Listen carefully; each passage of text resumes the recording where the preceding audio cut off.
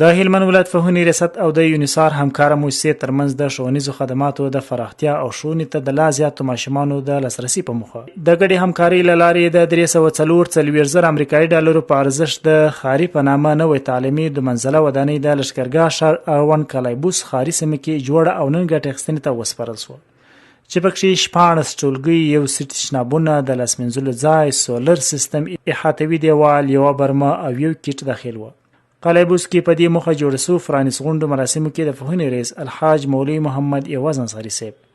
د املاکو مدیر انجینر دوست محمد اکبري، د ښوونځي ټولو ښوونکو، علما کرامو، مشرانو او زده کوونکو ګډون کړی و.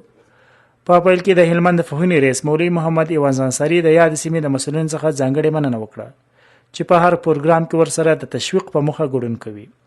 ګډونوال ته د تعلیم پر ارزښت، د ودانیو پر دوامداري کارونې او زده کړې د بهیر د پیاوړتیا پر اړتیا ټینګار وکړ. همداراز یې د یونیسار همکارانو څخه مننه وکړه چې هر وخت یې په ښوونیزه برخه کې همکاري کړې ده. دا ډول ګټورې ودانۍ د علم د ودې، ټولنیز ثبات او روڼ سبا لپاره ارزښتناکې وبللې.